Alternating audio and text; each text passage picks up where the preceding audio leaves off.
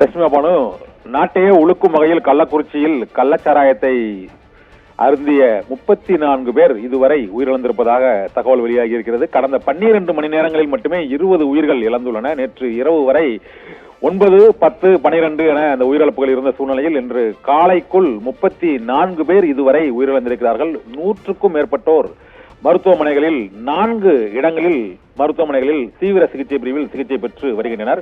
கள்ளக்குறிச்சி மருத்துவமனையில் மட்டுமே இதுவரை 19 பேர் உயிரிழந்திருப்பதாக தகவல் வெளியாகி இருக்கிறது.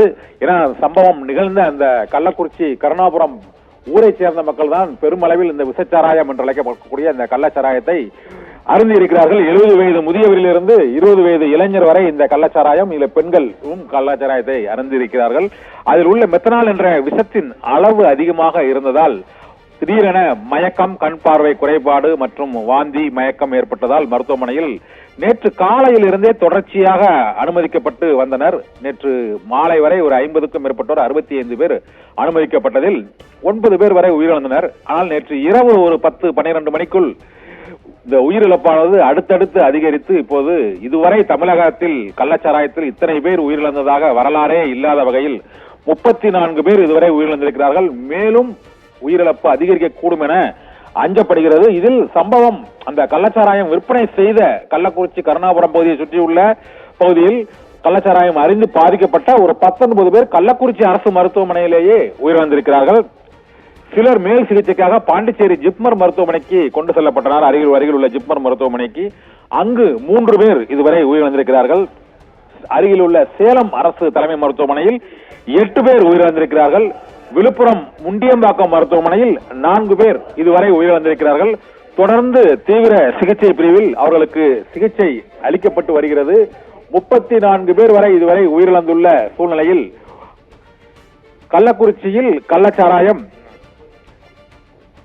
விற்பனை செய்த நபர்கள் மற்றும் அந்த அருந்திய அந்த ஊரை சேர்ந்த முக்கிய நபர்கள், காவல்துறை அதிகாரிகள் மற்றும் மாவட்ட நிர்வாகம் உள்ளிட்ட அனைத்தும் கூண்டோடு மாற்றப்பட்டு சிபிசிஐடி விசாரணைக்கு அங்கு காவல்துறையினர் விசாரணை நடத்தி அந்த கள்ளச்சாராயம் விற்பனை செய்த நபர்களையும் கைது செய்திருக்கிறார்கள். இருந்த போதிலும் 100க்கும் மேற்பட்டோர் இந்த விசச்சாராயத்தை அருந்தி பாதிக்கப்பட்டு 34 பேர் வரை நேற்றிலிருந்து இப்போது வரை சற்று முன்பு வரை 34 பேர் இதுவரை உயிரிழந்திருப்பதால் உயிரிழப்பு மேலும் அதிகரிக்கக்கூடுமோ என அஞ்சப்படுகிறது. கள்ளக்குறிச்சி மாவட்டமே கண்ணீர் கடலில் இந்த கள்ளச்சாராய மரணத்தால் அவரது உறவினர்கள் துடிக்கும் காட்சிகளும், அவர்கள் அந்த கள்ளச்சாராயத்தில் அருந்தி உயிரிழந்த அந்த அபயக்குரல் எழுப்பக்கூடிய காட்சிகள் 4 மருத்துவமனைகளிலும் தொடர்ந்து ஒலித்துக் கொண்டே இருக்கின்றன. சேலம் அரசு தலைமை மருத்துவமனை, விழுப்புரம் முண்டியம்பாக்கம் மருத்துவமனை, கள்ளக்குறிச்சி அரசு தலைமை மருத்துவமனை, பாண்டிச்சேரி ஜிப்மர் மருத்துவமனைகள் ஆகியவற்றில் இந்த 4 மருத்துவமனைகளிலும் 100க்கும் மேற்பட்டோர் அனுமதிக்கப்பட்டுள்ளனர். 115 பேர் இதுவரை அனுமதிக்கப்பட்டிருப்பதாக அதிகாரப்பூர்வமாக தகவல் வெளியாகி இருக்கிறது. இது தவிர இந்த கள்ளச்சாராயம் அருந்தி உயிரிழந்தவர்களின் எண்ணிக்கை மற்றும் அனுமதிக்கப்பட்டவர்களின் தனியார் மருத்துவமனைகளில் அனுமதிக்கப்பட்டவர்களின் விவரங்கள் இன்னும் வெளிவராத சூழ்நிலையில் இந்த உயிரிழப்பானது மேலும் அதிகரிக்கக்கூடும் என்றும், ஆனால் இந்த உயிரிழப்பு இதோடு நிறுத்தப்பட வேண்டும், இனிமேல் உயிரிழப்பு ஏற்படக்கூடாது என்ற ஒரு அச்சமும் அந்த துயரமும் சோகமும் நாடு முழுவதும் சூழ்ந்துள்ளது. அமைச்சர்கள் மற்றும் மருத்துவமனைகளில் மருத்துவர்கள் இரவு பகலாக அவர்களது உயிரை காப்பாற்ற போராடி கொண்டிருக்கிறார்கள். தங்களது உறவினர்கள் உயிர் தப்பி வருவார்களா என உறவினர்கள் அவசர சிகிச்சை பிரிவின் முன் குவிந்துள்ளனர்.